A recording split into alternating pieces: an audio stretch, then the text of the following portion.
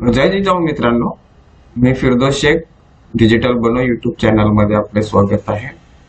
मित्रांनो, आपल्या दर्शकांच्या काही क्वेरीज आहेत तर त्याचा सोल्युशन आपण या व्हिडिओ मध्ये पाहणार आहोत। आपले एक दर्शक कमेंट्स करतायत आजोबाच्या काही डॉक्युमेंट्स वर त्यांच्या नावाचे शेवटी गाव लावले आहे आणि काही डॉक्युमेंट्स वर भाऊ लावले आहे, तर काही अडचण येईल का कास्ट व्हॅलिडिटी?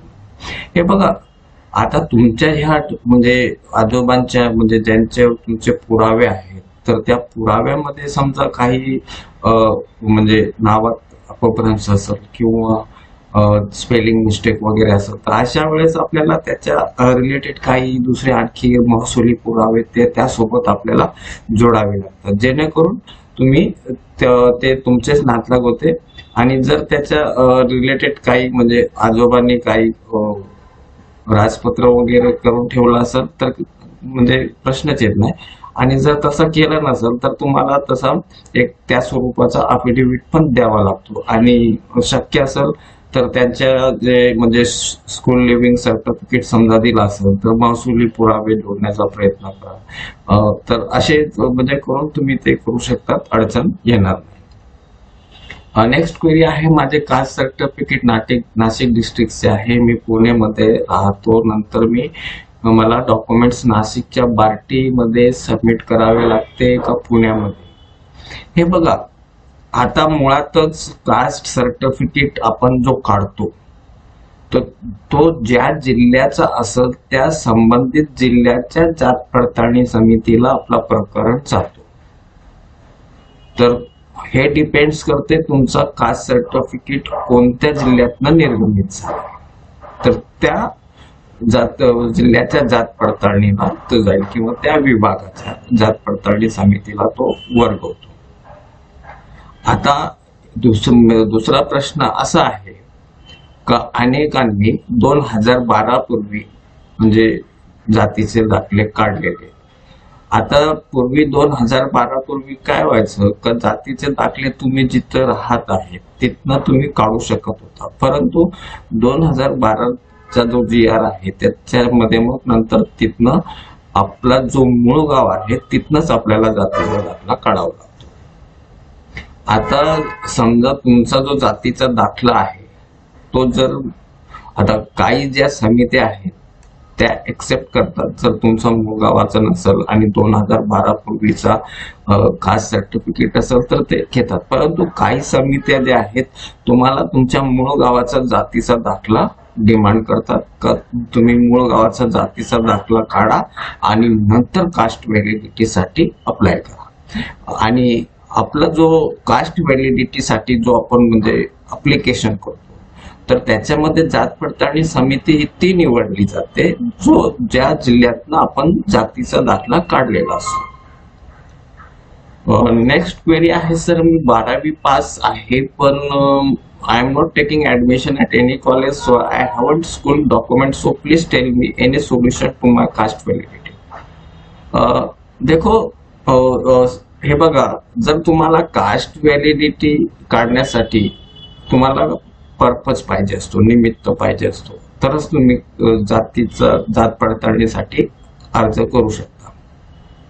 आता तुम्ही 12वी समजा पास आउट झालेले, आता भविष्यामध्ये जर तुम्ही कोणत्या व्यावसायिक अभ्यासक्रमासाठी प्रोफेशनल कोर्ससाठी सीईटी सेलची जी अप्लिकेशन देऊन आपण जे ऍडमिशन घेतो तर त्या सीईटी सेलचं अप्लिकेशन फॉर्म 15 ठिकाणी लावून पण तुम्ही अप्लाय करू शकता। किंवा नंतर जर तुम्हाला कुठे इलेक्शन मध्ये किंवा काही म्हाडा हुडको सुडकोची जी घरं असतात ती मागास प्रवर्गातनं घ्यायची असेल किंवा पेट्रोल पंप वगैरे काही असतात मागास प्रवर्गांसाठी, तर ते जर घ्यायचं असेल तर तरी पण तुम्ही त्यावेळेस व्हॅलिडिटी काढू शकतात। इलेक्शन झालं, असे अनेक म्हणजे आहेत, ते आपण जर बार्टीच्या वेबसाईट वरती गेलो FAQच्या सेक्शन मध्ये आपण कोणकोणत्या कामासाठी अप्लाय करू शकतो ते त्याच्यावरती दिलेले आहे। नेक्स्ट क्वेरी आहे, सर मी कास्ट सर्टिफिकेट काढले होते, माझी कास्ट OBC मध्ये कासार आहे, कास्ट सर्टिफिकेट वर कासार 87 आहे, पण त्या सर्टिफिकेट वर माझ्या नेम मध्ये स्पेलिंग मिस्टेक होती म्हणून न्यू कास्ट सर्टिफिकेट काढले, त्यावर कासार 160 आले आहे। काही प्रॉब्लेम येईल का? हे बघा, आता मुळातच तुमच्याकडे जे पुरावे आहेत त्याच्यामध्ये जे तुम्ही कासार म्हणून आहात का तुम्ही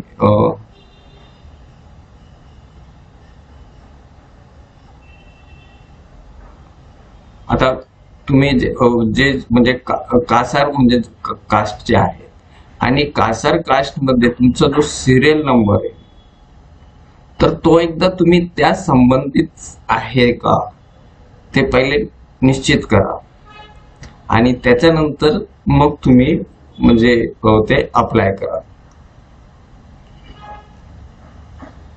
नेक्स्ट क्वेरी आहे, यूपीएससी साठी कोणत्या फॉर्मॅट मध्ये schedule caste central caste certificate लागते आणि त्यावर डीएम तहसीलदार नायब तहसीलदार कोणाची सिग्नेचर लागते, कसे आणि कुठून काढावे लागते?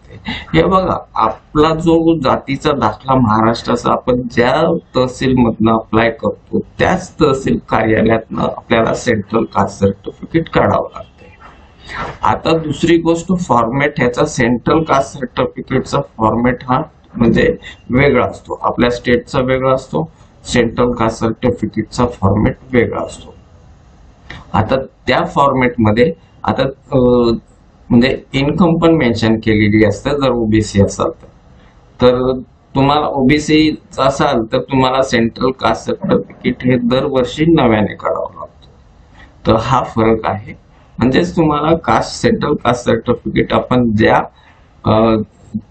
सेतू केंद्रातनं ज्या तहसील मधनं आपण कास्ट सर्टिफिकेट महाराष्ट्राचा काढलेला त्याच सेतू केंद्रातनं आपण म्हणजे हा सेंट्रल कास्ट सर्टिफिकेट काढावं लागतो.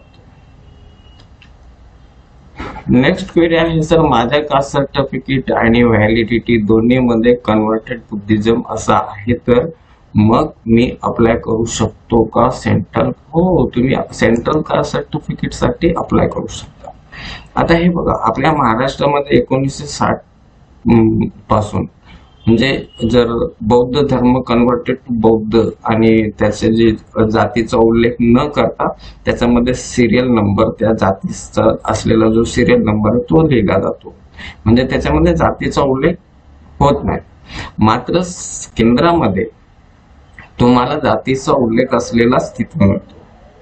आता जसं इथं सिरियल नंबर 37 म्हणजे महार, आता केंद्रामध्ये ते तुम्हाला महार म्हणूनच म्हणजे तो सर्टिफिकेट मिळतो. महाराष्ट्रामध्ये बौद्धिझम कन्व्हर्टेड टू बौद्धिझम सिरियल नंबर 37 असा तो मिळतो. मात्र सेंट्रल मध्ये तुम्हाला त्याच्यामध्ये जातीचा उल्लेख असतो. तर हा फरक काढू शकता, त्याला काही प्रॉब्लेम नाही. नेक्स्ट क्वेरी आहे, सर मला कुणबी प्रमाणपत्र मिळाले, जात पडताळणी करायची आहे, शाळा सोडल्याच्या दाखल्यावरती मराठा आहे, मग जात पडताळणी होईल का? हे बघा, आता तुम्ही कुणबी प्रमाणपत्र मिळवले म्हणजे तुमच्याकडे कोणता ना कोणता कुणबी असल्याबाबतचा पुरावा असणारच आहे, म्हणूनच तुम्ही जात प्रमाणपत्र म्हणजे कास्ट सर्टिफिकेट काढले. आता बाकी तुमच्याकडे समजा तो एक पुरावा आहे आणि होऊ शकतो तुमच्या वडिलांच्या याच्यावरती मराठा असेल, आजोबांच्या याच्यावरती मराठा असेल किंवा पंजोबाच्या याच्यावरती मग कुणबी असा, म्हणजे आपले जे ब्लड रिलेटिव्ह आहेत त्याच्यामध्ये कोणाच्या ना कोणाच्या याच्यावरती कुणबी असलेला जर नोंद असेल तर आपल्याला म्हणजे ओबीसी सर्टिफिकेट जो आहे तो व्हॅलिडिटी करता येतो. मात्र पुरावा तिथे लागणार आहे आणि पुरावा म्हणजे आता ओबीसी म्हणजे त्याच्यासाठी 1967 पूर्वीचा पुरावा पाहिजे.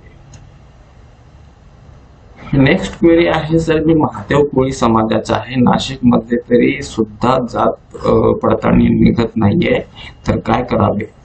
हे बघा, आता प्रत्येक जे ट्राईब आहे आदिवासी समाज आणि प्रत्येक जे आता जसं महादेव कोळी त्याच्यानंतर वेगवेगळे मल्लेबार लोक वगैरे अशा त्या आदिवासी जमाती आहेत, तर त्याचे ते एका ठराविक म्हणजे जिल्ह्यामध्ये आणि एका भागामध्ये पाड्यामध्ये ते म्हणजे त्यांचा वास्तव्य होता.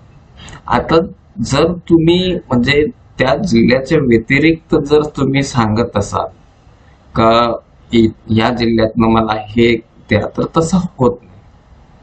आणि जर तुम्ही नाशिक जिल्ह्यामध्ये स्थलांतरित झाला असेल तर मग तुम्हाला तुमचं जो मूळ गाव आहे त्या मूळ गावाचं पासून म्हणजे नाशिक पर्यंत तुम्हाला जे महादेव कोळीचे जे पुरावे आहेत ते तुम्हाला तिथे सादर करावे लागणार आणि तसं केलं तर होऊन जाते.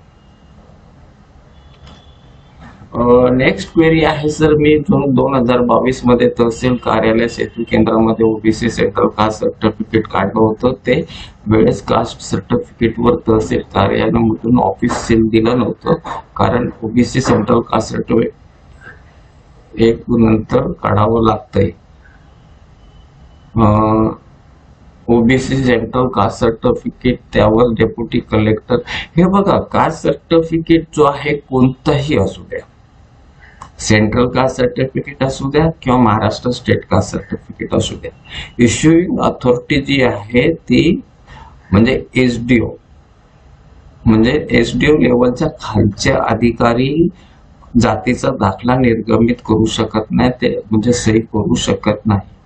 म्हणजे क्वार्टर सिग्नेचर त्यांची असते, त्याच्यानंतर जी issuing authority, certificate issuing authority, final authority ती एसडीओच असते, म्हणजे प्रांत अधिकारी आपण म्हणतो किंवा त्याला ऍडिशनल कलेक्टर रँक असते. तर तेच म्हणजे इथं करतात. आणि दुसरी गोष्ट तुमचा जो मुद्दा आहे सील, तर हे बघा आताचे जे सर्टिफिकेट आहे ते डिजिटली साईन आहे, तर त्याच्यामध्ये तुमचा शिक्का सही शिक्क्याची गरज नसते.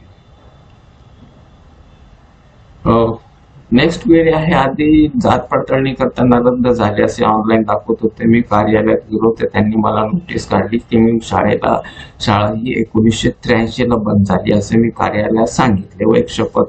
हे बघा शाळा बंद झालेली असली तरी त्यांचा जो रेकॉर्ड आहे ते बहुतेक ठिकाणी सापडते, तर तुम्ही त्या शाळेचे जे रेकॉर्ड आहे रेकॉर्ड कुठं ना कुठं असणारच, नाहीतर मग तुम्ही संबंधित जे शिक्षण मंडळ आहे तिथं जाऊन त्यांची चौकशी करा आणि तिथनं जे आहे तुमच्या शाळेचा निर्गम उतारा तो मागा. आता तुम्ही सांगितलं शाळा बंद झाली आणि अफिडेव्हिट तसाच होत नाही, शाळा बंद झालेल्या असल्या तरी त्यांचा रेकॉर्ड असतो आणि तुम्ही नुसतं शपथपत्र देऊन आणि तुम्ही ते असं होत नाही. किंवा जर तुम्ही नाही दिलं तर मग जात पडताळणी समिती जी आहे त्या संबंधित शाळेला लेटर देऊन गोपनीय अहवाल पण मागू शकते. नेक्स्ट क्वेरी आहे सर, माझ्या एलसी वर बौद्ध असा आहे आणि कास्ट सर्टिफिकेट मध्ये महार 37 आहे, तर मग मायनॉरिटी मध्ये येतो का? हे बघा मायनॉरिटी मध्ये मुस्लिम, बौद्ध, ख्रिश्चन, जैन, पारसी हे एवढे समाज म्हणजे मायनॉरिटी मध्ये गणले जातात. आता तुम्ही कोणत्या समाजाचे आहेत हे महत्वाचं नाही, तुमचं मायनॉरिटी कशावर असते, रिलिजियस वर. आता तुम्ही बौद्ध आहेत म्हणजे तुम्ही त्या मायनॉरिटी मध्ये येतात. आता बौद्धांमध्ये जे आहेत अनेक म्हणजे समाज आहे, तर जे काही समाज त्याच्यामध्ये समाविष्ट आहेत किंवा ज्यांनी बौद्ध धर्म स्वीकारलाय तर ते सगळे मायनॉरिटी मध्ये येतात. तर मित्रांनो आजच्यासाठी आपण इथंच थांबूया. धन्यवाद. जय हिंद.